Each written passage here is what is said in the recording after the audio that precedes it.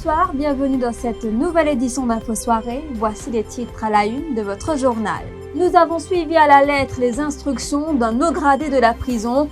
Confession d'un des 8 gardes-choum arrêtés pour complicité dans le meurtre du détenu Jean-Kaël Permès à la Bastille. 4 d'entre eux ont été libérés sous caution ce matin. Témoignage dans cette édition. 3 secteurs parmi ceux qui souhaitent procéder à un dégraissage. L'hôtellerie, les banques et le secteur manufacturier. 60 employeurs se sont tournés vers le Redundancy Board pour des demandes de licenciement. Jusqu'ici, la Banque centrale verse 60 milliards de roupies dans les caisses de l'État pour soutenir l'économie. Parallèlement, la Mauritius Investment Corporation, mise sur pied par la BOM pour investir dans les entreprises en mauvaise posture. Air Mauritius ne remboursera pas les clients qui n'ont pas utilisé leurs billets pendant la période de confinement. Ils obtiendront à la place un voucher valable pour 2 ans. War Crimes, nouveau single de Jason Ira pour rendre hommage aux frontliners qui luttent contre différents fléaux à travers le monde. Mais d'abord, cette déclaration ce soir de Shana Permès, l'épouse de Kaël Permès. Le détenu, mort en cellule il y a 3 semaines environ. Mon mari est mort, où est la justice? Le DPP doit agir. Elle a voulu briser le silence après la libération sous caution de 4 gardes-choum ce matin, après leur comparution devant le tribunal de Kirkpipe. Shana Permès revient sur les preuves accablantes déjà versées au dossier et interpelle le directeur des poursuites publiques. Elle nous a fait parvenir cette déclaration vidéo. Je peux demander que ça est à la justice parce qu'il m'a mis une mot abattée. Il y a une preuve contre ça. Photo, l'hôpital, docteur, il a confirmé qu'il y a une mot abattée. CIB, il a confirmé qu'il n'y a jamais courant coupé. Il y a du monde là-dedans de la caisse qui se une reface caméra. Mais je peux demander que ça est à la justice. Pour cet endroit, il y a un cochon là-dedans, 20 000 roupies. Qu'est-ce que c'est de la vie du monde pour 20 000 roupies? Mais ça va du monde qui témoigne de la prison là. Vous êtes capable de trouver la mort, vous êtes ici pareil. Parce que vous connaissez qui, vous êtes capable de gagner cochon, 20 000 roupies. Nous espérons que DPP fait ce travail. Parce que mon avocat n'a envoyé DPP un papier, il n'a pas encore répondu à ce cas aujourd'hui. Moi, les enfants, il y en a 4 enfants qui quittent. Aujourd'hui, mon mari peut m'occuper moi beaucoup. J'étais une bataille. Il fait test ADN. Il trouvait que oui, lui-même ça dit ça là. Moi, je peux demander la justice là-dedans, moi. DPP bizarre fait ce travail. Les bizarres, rien appel contre ça. Parce qu'ils n'ont pas qu'à gagner cochon 20 000 roupies, même pas des semaines, je tiens la vie en du monde. Ban preuve là, qui vous fait ça? Quand nous pour aller ça? Dans mon respect à la justice, je une bataille. Ça veut dire qu'on a quelque chose pour couvrir, pas derrière ça. Mais moi, je me demande si c'est la justice. Nous avons suivi à la lettre les instructions d'un haut gradé de la prison. Confidence d'un des 4 gardiens de prison libérés aujourd'hui dans l'affaire Kaël Permès. Ce sont les 4 premiers suspects des officiers de la Correctional and Emergency Response Team qui répondent d'une charge provisoire de meurtre. Ils ont été traduits devant le magistrat Alvin Joypol en cour de Kirkpipe ce vendredi et ont dû fournir une caution de 20 000 roupies et signer une reconnaissance de dette de 300 000 roupies chacun. Le garde-choum affirme que ses collègues et lui se sont retrouvés derrière les barreaux après avoir suivi des instructions, mais au final, alors qu'ils sont poursuivis, ces mêmes chefs sont introuvables, il s'est confié à Shehzad Jadou. Avec une instruction qui nous gagne, voilà, vous trouvez aujourd'hui dans quelle situation on était. C'est ce n'est plus tout, je t'assure là. Donne-nous une instruction pour nous faire notre travail, mais aujourd'hui d'après, aujourd'hui nous avons des problèmes pas pour personne. Ça jour-là, au fait, c'est pas nous l'équipe, c'était notre équipe, mais c'est moi au dernier, nous gagnons une instruction pour nous faire le travail. Nous besoin comply, quand c'est de nous un autre, nous besoin faire le travail là, comment dire. Mais le temps de nous faire le travail là, d'après ce qu'il nous dit, là nous trouvons des problèmes. 60 milliards de roupies, c'est le montant injecté par la Banque de Maurice dans les caisses de l'État pour venir en aide à l'économie mauricienne en raison de l'impact négatif du Covid-19. Vous le savez, une contraction allant jusqu'à 11% est attendue pour cette année. La décision prise par le conseil d'administration de la Banque centrale en vertu de l'article 6 de la Bank of Mauritius Act. Objectif, soutenir l'État dans ses mesures fiscales pour stabiliser l'économie. Rutra Jessar, Mélanie Clémentine Juliette. Cette contribution exceptionnelle de la Banque centrale sera un versement unique, fait ressortir la Banque de Maurice dans son communiqué, qui met également sur pied une entité, soit la Mauritius Investment Corporation Limited, qui agira en tant que Special Purpose Vehicle. Cette initiative intervient après une série de consultations avec les principaux opérateurs économiques des secteurs du tourisme et manufacturier. L'objectif de la MIC Limited est d'atténuer les effets de la contagion du ralentissement économique dans le secteur bancaire, limitant ainsi les risques macroéconomiques et financiers. La Banque centrale indique que la MIC Limited fonctionnera indépendamment dans le paramètre d'une structure de gouvernance stricte et fournira un soutien en matière d'instruments d'équité, quasi-équité, afin de garantir que les opérateurs économiques soient maintenus à flot pendant ces temps difficiles et pour préserver l'emploi.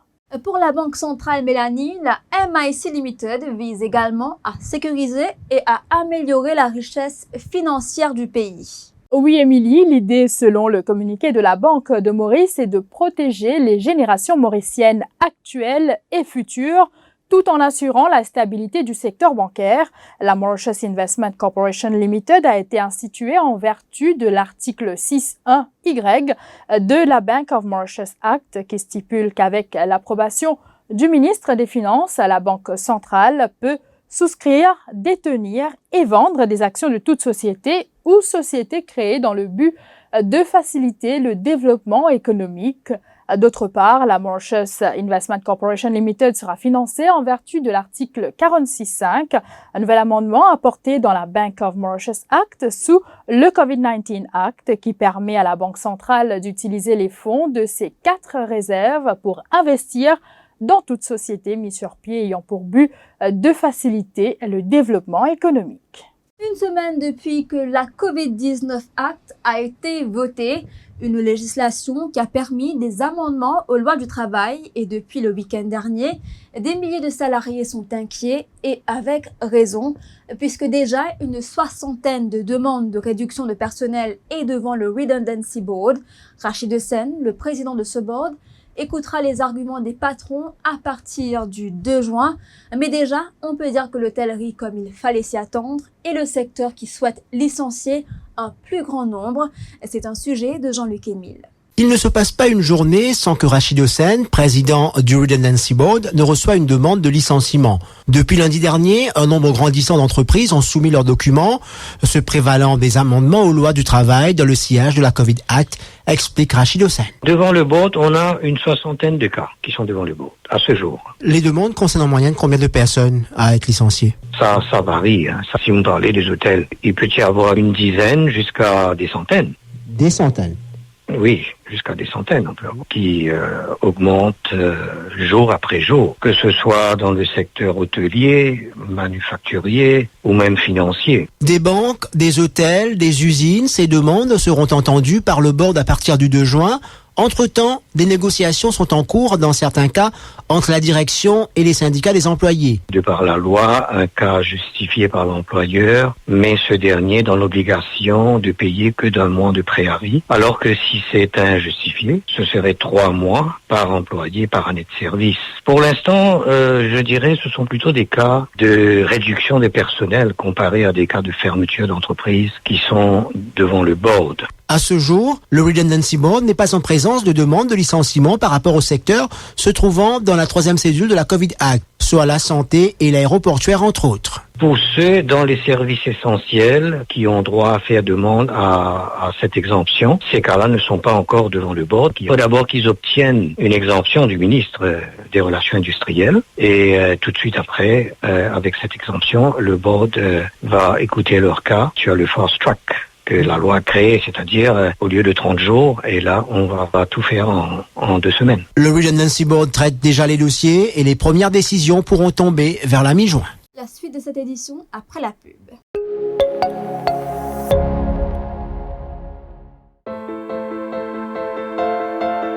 For over 3 decades, Al Shifa has been traveling around the world to bring you the finest honey. Pure, untouched, the way it is created in nature.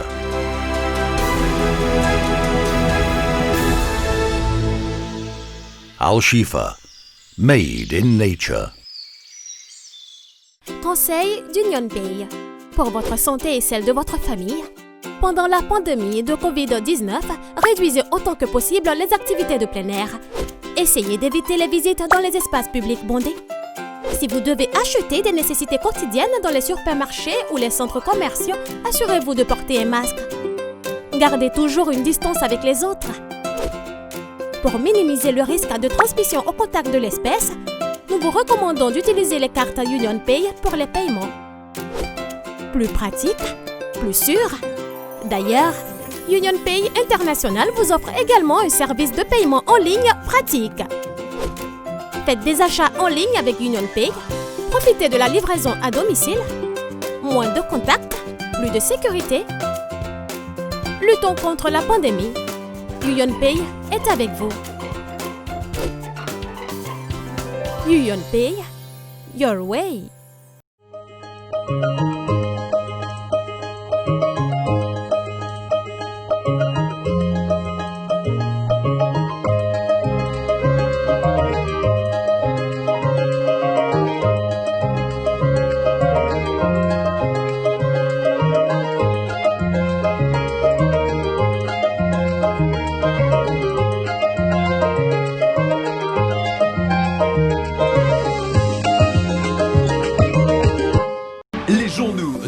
Media Group en e-paper en vente à 10 roupies l'exemplaire. Pas nécessaire sortir tout dans la case ou lié au journal.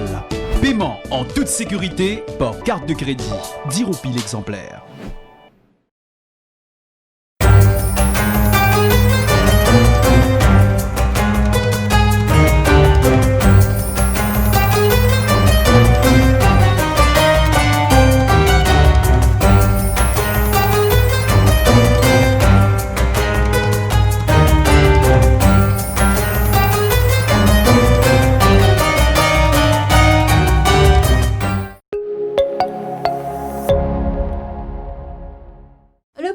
Scolaire de Rodrigue prendra bel et bien fin le 11 décembre prochain et non en mars 2021. La confirmation a été donnée par le chef-commissaire Serge Clair cet après-midi face à la presse. Vous le savez, le calendrier scolaire de Rodrigue avait provoqué des grincements de dents ces derniers jours. Les syndicats se sont opposés à ce calendrier proposé par le conseil exécutif. Serge Clair a rappelé que l'éducation des enfants demeure prioritaire. Il a tenu à rassurer les parents que les élèves bénéficieront des cours supplémentaires avant de prendre part aux examens de Cambridge. Voici un extrait. Je vous le disais en titre, les billets non utilisés par les clients d'Air Mauritius en raison du confinement ne seront pas remboursés à cause d'un manque de liquidité. À la place, Air Mauritius offrira un voucher valable pour 2 ans. Ceux qui décident de ne pas voyager pendant les 24 prochains mois auront toujours la possibilité de revendre leurs billets. Air Mauritius emboîte ainsi le pas aux compagnies aériennes internationales. Selon l'Association internationale du transport aérien, le coût des billets d'avion non remboursés s'élève à 5 milliards de dollars américains. Et nous parlons musique avant de clore cette édition. Ce vendredi, Jason Ira a lancé son nouveau single intitulé War Times. Dans cette vidéo, l'artiste rend hommage aux frontliners qui luttent au quotidien contre les différents fléaux aux 4 coins du monde.